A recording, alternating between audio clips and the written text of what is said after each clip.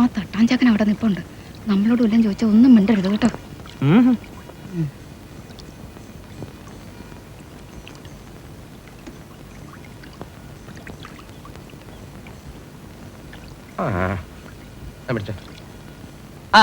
മരുമോൻ ഗൾഫിൽ നിന്ന് വന്നു. ഓടി പൂരായിരുന്നു വീട്ടില്. അതുകൊണ്ട് ഇന്നലെ തിരിക്കാൻ പറ്റിയില്ല. ഇവിടെ എങ്ങനെയാ, മഴയൊക്കെ ഉണ്ടോ? മോനെ, ഈ കൊടയെടുത്ത് ആ കാരണവർക്ക് ചൂടാൻ കൊടുക്ക്. ഈ മാതിരി വിത്തൊന്നും നനയാൻ പാടില്ല.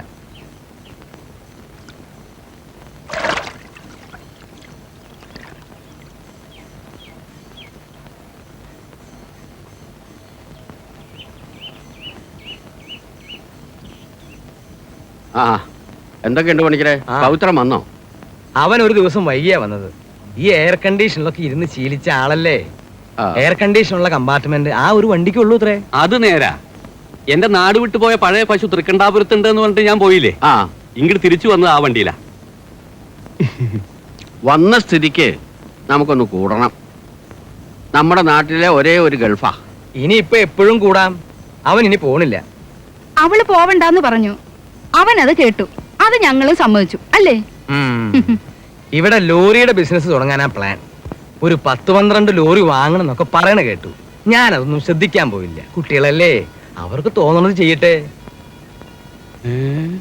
12 ലോറിയോ? ഇയാളിപ്പോ നിൽക്കണത് ഭൂമിയിലോ സ്വർഗത്തിലോ? ഒരു പക്ഷെ പശു എന്നൊറ്റവും പറഞ്ഞത് കേട്ടത് തെറ്റിതാവും.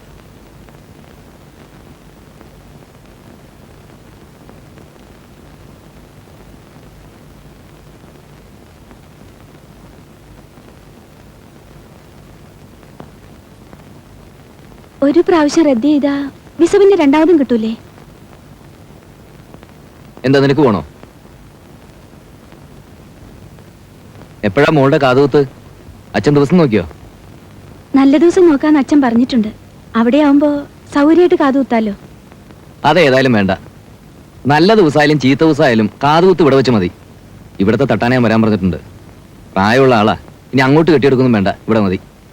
ഓ ഓ ഓ ഓ.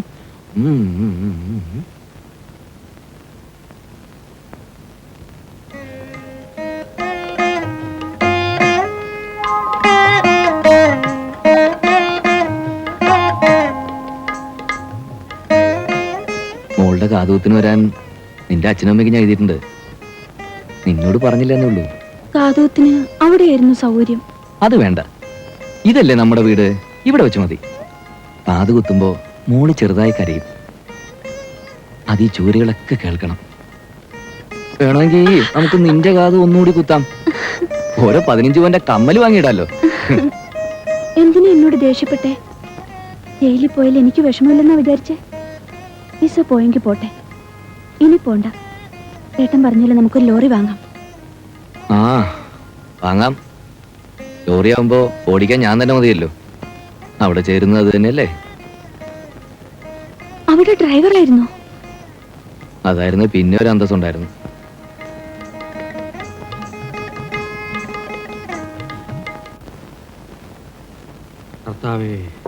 പാപ്പിയോ എവിടെയായിരുന്നോ 2 ദിവസമായിട്ട്? നീലേശ്വരത്തെ ആളില്ലാത്തൊരു പശു വന്നു പെട്ടെന്ന് പറഞ്ഞു. ചെന്ന് നോക്കിയപ്പോ നമ്മുടെ അല്ല, ഒരു പുള്ളി പശു. അതുകൊണ്ടൊന്നും കാര്യമില്ലടോ പാപ്പി. ഞാൻ പറയട്ടെ, താൻ ആ പശുവിന്റെ നാളും പേരും പറഞ്ഞ് പണിക്കരെ കൊണ്ടൊരു കബഡി വയ്പ്പിക്കുക. അതുകൊണ്ടൊന്നും പ്രയോജനമില്ല. ഒന്ന് ഉറഞ്ഞു കിട്ടിയാ മതി. പശു എവിടെ ഉണ്ടെന്ന് ഭഗവതി പറയും. ഏറിപ്പോയാ പാപ്പിക്ക് ഒരു 15 രൂപ ചെലവ് വരും.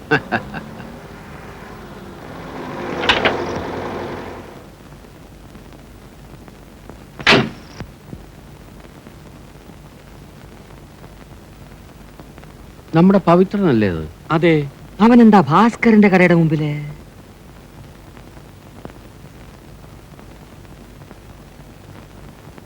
എന്തേ, എന്താ വേണ്ടിയേ? ആ തട്ടാം ഭാസ്കരനെ കണ്ടോ? ഓന്ന് കട പറഞ്ഞില്ല, ടൗണിൽ പോയിട്ടുണ്ടാവും.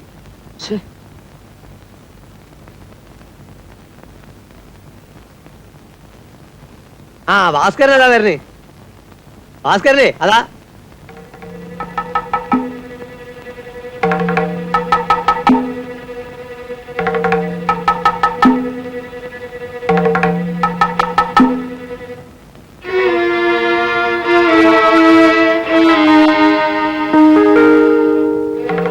എന്തൊക്കെ പ്രശ്നങ്ങൾ ഉണ്ടാവും. കത്തിക്കുത്തുറപ്പാ, ഇന്ന് ചോര തെറിക്കുന്നു. എന്റെ ഭഗവതി.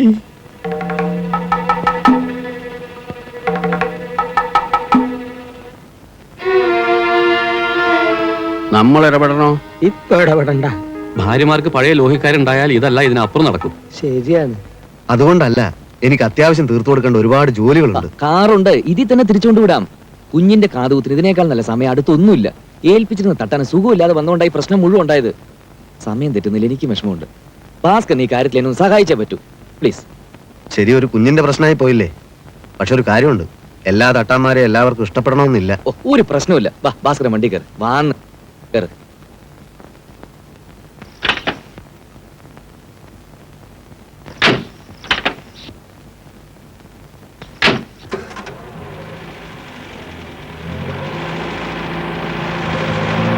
പിടിച്ചോണ്ട് പോയി, ഇനി രക്ഷയില്ല. എന്തെങ്കിലും ഒന്ന് ചെയ്യാനുള്ള റബ്ബ്. എന്താണ് വെളിച്ചപ്പാട് ഒരു മാർഗം? ഭഗവതിക്കൊരു പൂജ. പൂജയൊക്കെ അവിടെ നിൽക്കട്ടെ, നിങ്ങൾ പോയി ഹാജിയാരോട് വിവരം പറയാം. അതാണ് നല്ലത്. വരി, ഒന്ന് ശ്രദ്ധിക്കണേ. ഓരോരോ വലിയും വേണ്ടി ഒരു പീടികയിൽ നിൽക്കാൻ നേരല്ല. അള്ളന്റെ വെളിച്ചപ്പാട് നിക്കി.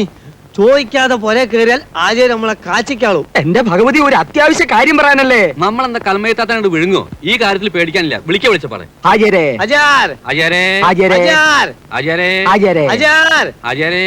ഓരിവിടെ ഇല്ല, എല്ലാരും വേഗം പൊക്കോളി. അള്ളന്റെ മോനെ പാപ്പിയെ ഓടിക്കോ. അവക്കര് പറഞ്ഞ് ശരിയാ, വിട്ടോ വിട്ടോ. കൊണ്ടുവരുന്നു മോനെ. അജയാരെ ഒന്ന് നിക്കണേ, ഒരു കാര്യം പറയട്ടെ. സംഗതിയൊക്കെ കഴിഞ്ഞ അജയാരെ. തട്ടാൻ ഭാസ്കരൻ കാറില് കാറില് ഭാസ്കരൻ. ഇല്ലാത്ത സമയത്ത് പെരെ കയറാങ്ങളുടെ അയ്യോ, പെരെ കയറിയില്ല. നിങ്ങൾ മാത്രമുള്ള ഒരു വീടാണ്. എന്റെ ഭഗവതി, ഭാസ്കരനെ കൊന്നു കളയും. കാറിൽ കൊണ്ടുപോയി.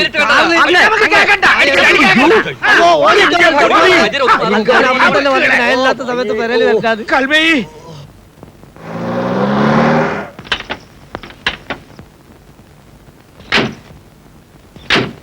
വരൂ.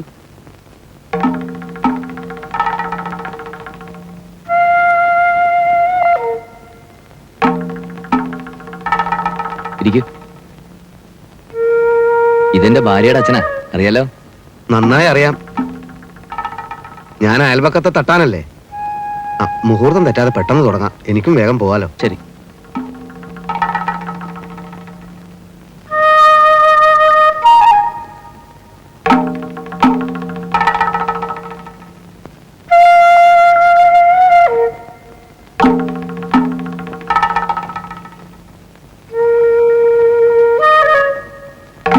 സൂചിക്ക് തുരുമ്പൊന്നും കാണില്ലല്ലോ.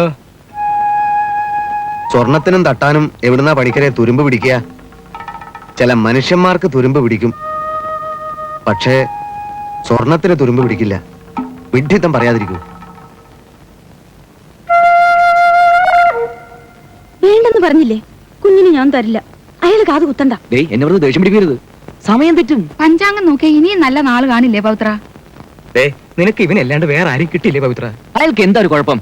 ഇനി ആരും ഒന്നും പറയണ്ട, ഞാൻ അയാളെ ഇങ്ങോട്ട് വിളിക്കാൻ പോവാ. എടീ, കുഞ്ഞിനെ കൊണ്ട് അപ്പുറത്തേക്ക് വാ. എന്നാ നമുക്ക് തുടങ്ങിയാലോ? ഓ, ആ.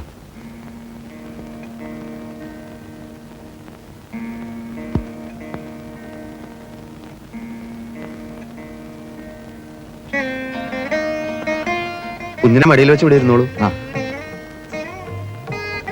കുഞ്ഞിനെ ചന്ദനം തൊടുവിക്കണം. ഓ.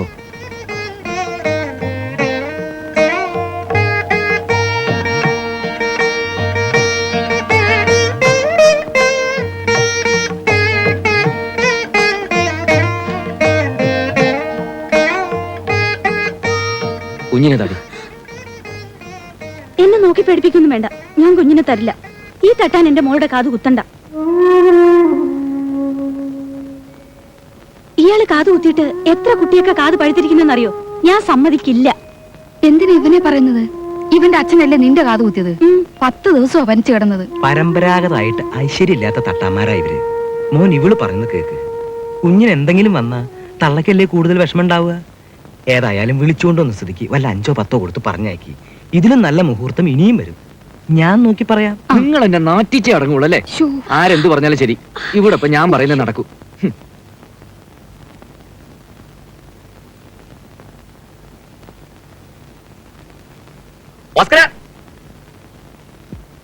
ഭാസ്കരൻ നിൽക്ക്. അവരങ്ങനെയൊക്കെ പറയും, വിവരമില്ലാത്തോണ്ടല്ലേ. ഭാസ്കരൻ വാ. വേണ്ട, സാരമില്ല. ഭാസ്കര, ഞാനല്ലേ വിളിക്കുന്നത്. അവർക്ക് വേണ്ടി ഭാസ്കരനോട് ഞാൻ മാപ്പി ചോദിക്കാം. നിങ്ങൾ ഒരു കുറ്റവും ചെയ്തിട്ടില്ല. നിങ്ങളോട് എനിക്ക് ഒരു വിരോധവും ഇല്ല. ഞാൻ കാതുകുത്തുന്ന ഇഷ്ടമില്ലെങ്കിലും അവരത് പറഞ്ഞാൽ മതിയായിരുന്നു. അവര് പറഞ്ഞതൊക്കെ നുണയാ. ഞാൻ കാതുകുത്തിയിട്ട് ഇന്ന് വരെ ഒരു കുഞ്ഞിന്റെയും കാത് പഴുത്തിട്ടില്ല. കുഞ്ഞുങ്ങളുടെ കാതിൽ സൂചി കൊണ്ട് കുത്തുമ്പോ വേദനിക്കുന്നത് തട്ടാന്റെ നെഞ്ചില, ചോര പൊടിയുന്നത് അവന്റെ മനസ്സില. അതവർക്കറിയില്ല.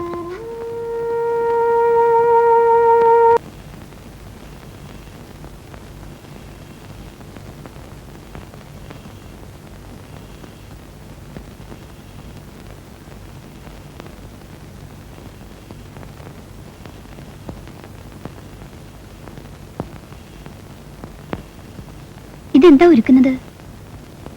എന്റെ മനസ്സ്. ടീച്ചർ എന്താ വന്നത്? അല്ല, എന്റെ ഈ കാതിന് ഭയങ്കര വേദന. വേദന വന്നാൽ പിന്നെ കമ്മലിട്ട സ്ഥലത്ത് നീര് വരും. അതിനു മുമ്പ് ഇതൊന്ന് അഴിച്ചെടുക്കാന്ന് വെച്ചപ്പോ തൊടാൻ വയ്യ. ഇതൊന്ന് അഴിച്ചു തരുമോ?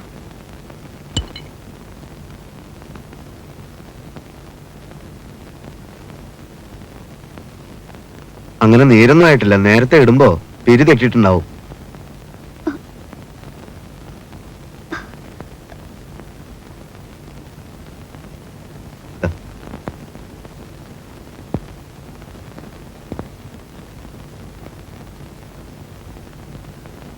ഇനി എന്താ വേണ്ടേ? അല്ല, ഇനിയിപ്പോ വേദന മാറാതെ ഈ കമ്മലിടാൻ പറ്റില്ല. ചെറുപ്പത്തിൽ കമ്മലില്ലാത്തപ്പോ അമ്മ തുളസിക്കമ്പ് പൊട്ടിച്ച് കാതിലിട്ട് തരാറുണ്ട്. അതാ ഇതിനേക്കാൾ നല്ലതെന്ന് തോന്നുന്നു. പിന്നെ തുളസി മരുന്നല്ലേ ടീച്ചറെ? അതെ, ഏതായാലും കുറെ നാളത്തേക്ക് ഇതിടാൻ പറ്റില്ലല്ലോ. പിന്നെന്തിനാ വെറുതെ കൈ വെച്ചിരിക്കുന്നത്? അതുകൊണ്ട് ഇതൊന്ന് വിറ്റ് തന്നാൽ. അല്ല, വെറുതെ വെക്കുന്നതിനേക്കാൾ ഭേദമല്ലെന്ന് വിചാരിച്ചിട്ടാ.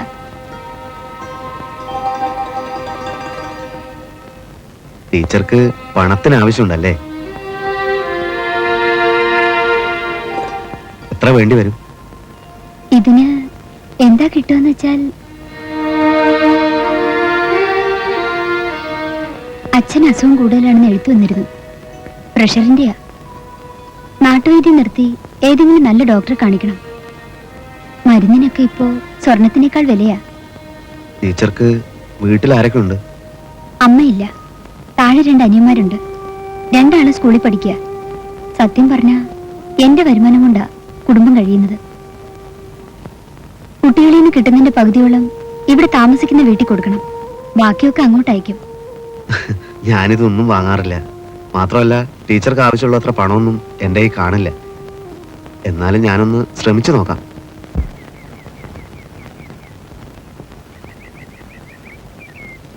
ഒരു പെൺകുട്ടി വളരെ സന്തോഷമായിട്ട് കാതിലിട്ടിരുന്ന കമ്മലാണ്. ഇത് നമ്മൾ വാങ്ങണത് ശരിയല്ല. അവർക്ക് പണത്തിന് അത്യാവശ്യമുണ്ട് ആചാര്യ. അച്ഛന് സുഖമില്ലാത്രേ. ഇങ്ങനെയുള്ള സമയത്തൊക്കെ അല്ലേ നമ്മൾ സഹായിക്കേണ്ടത്? സഹായിക്കാൻ പറ്റില്ല എന്ന് നമ്മൾ പറഞ്ഞ ഈ കമ്മല് ഞമ്മക്ക് വേണ്ട എന്നല്ലേ പറഞ്ഞത്?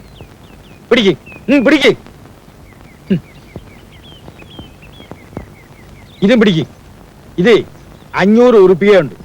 ഇത് ഓക്ക് കൊണ്ട് കൊടുക്ക്. പിന്നെ ഇത് ഏത് വകയിലാണ് കൊള്ളിക്കേണ്ടത് എന്നറിയോ? കടായിട്ട് മതി. ടീച്ചർ തന്നില്ലെങ്കിൽ ഹാജിയാരുടെ കട ഞാൻ വീട്ടിക്കോളാം. അവിടെയാണ് എനക്ക് തെറ്റുപറ്റിയത്. ഇത് കട അല്ല. ഓള് ഡാൻസ് കളിക്കുന്ന മുറിയുണ്ടല്ലേ, അതിന്റെ വാടകയായിട്ട് ഓള് ഞമ്മക്ക് കുറച്ച് കാശ് തന്നിട്ടുണ്ട്. അതിന് കുറച്ച് കാശ് നമ്മൾ തിരിച്ചു കൊടുക്കുകയാണെന്ന് കരുതിക്കോട്ട്. അയ്യത്താവണേന് മുമ്പ് നമ്മുടെ ബാപ്പ ആശുപത്രിയിൽ കിടന്ന് ഒരുപാട് കഷ്ടപ്പെട്ടു. അന്ന് നമ്മൾ അനുഭവിച്ച വേദന പടച്ചോന് മാത്രമേ അറിയൂ. ചുമ്മാ നോക്കി നിൽക്കാണ്ട് അത് പെണ്ണുകൊണ്ട് കൊടുപ്പ.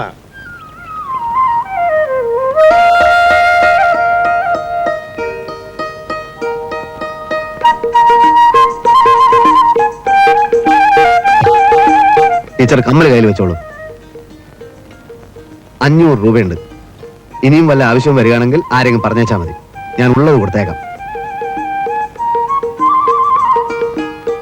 ഹാജിയാരോട് കുറച്ച് കാശ് കടമായിട്ടാണ് ഞാൻ ചോദിച്ചത്. പക്ഷെ ആവശ്യം പറഞ്ഞപ്പോൾ ഹാജിയാർ പറഞ്ഞു കട ആക്കണ്ടെന്ന്. പലപ്പോഴായി ടീച്ചർ കൊടുത്ത വാടക തന്നെയായത്.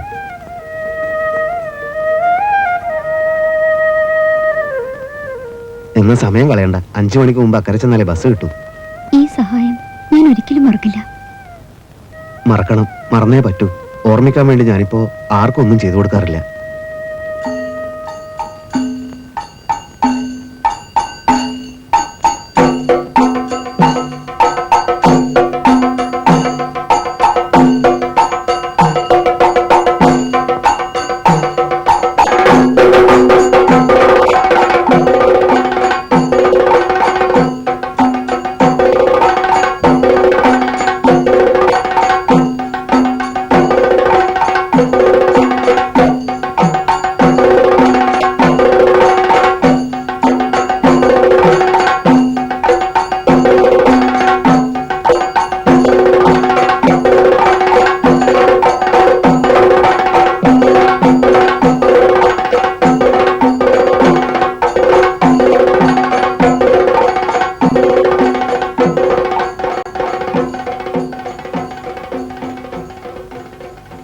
ഭഗവതി ഏട്ടന് നല്ലത് വരുത്തണേ.